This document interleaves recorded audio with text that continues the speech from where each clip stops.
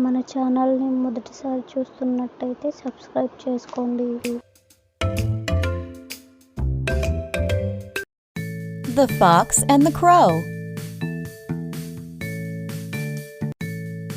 ఒకానొక రోజు అడవిలో ఒక కాకి తన నోటిలో జున్ను ముక్కని పట్టుకొని ఎగురుతుంది. కాకి తన నోటిలో జున్ను ముక్కని పట్టుకొని ఉండడం ఒక నక్క గమనించింది. ఆ జున్ను ముక్కను చూడగానే నక్క నోటిలో నోరూరింది. ఎలాగైనా ఆ జున్ను ముక్కను కాకి దగ్గర నుండి సంపాదించాలని అనుకుంది. నక్క కాకి కూర్చున్న చెట్టు కొమ్మ కిందకు వచ్చి ఇలా అంది.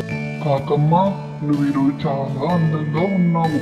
నీ కన్నులు తరతలా మెరుస్తున్నాయి.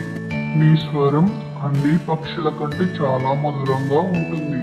నువ్వు ఒక పాట పాడి వినిపిస్తే చాలా సంతోషిస్తాను అని అన్నది. ఆ నక్క మాటలు విన్న కాకి సంతోషంతో పొంగిపోయి పాట పాడుదామని తలను అటు ఇటు కదిలించి పాట పాడటానికి తన నోటిని తెరిచింది. వెంటనే కాకి నోటిలో ఉన్న జున్ను ముక్క కాస్త జారి కింద పడిపోయింది. కింద అక్కడే ఉన్న నక్క దాన్ని అందుకుంది. నక్క కింద పడ్డ జున్ను ముక్కను నోటిలో ఉంచుకొని కాకితో ఇలా అంది. నీ నోటితో గానాన్ని ఎవరు వింటారు? నువ్వు చూసుకున్నావా ఎలా ఉన్నావా? అసలు నీ రూపాన్ని ఒక్కసారైనా గమనించుకున్నావా?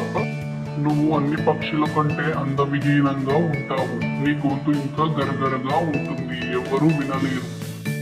ఇదంతా కేవలం నేను జున్ను ముక్క కోసమే చేశాను అని కాకిని ఎగతాళి చేసి జున్ను ముక్కను తీసుకొని అక్కడి నుండి వెళ్ళిపోతుంది నక్క.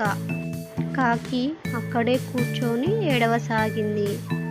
కథలోని నీతి ఏమిటంటే పొగిడే వారిని ఎప్పుడు కూడా నమ్మవద్దు.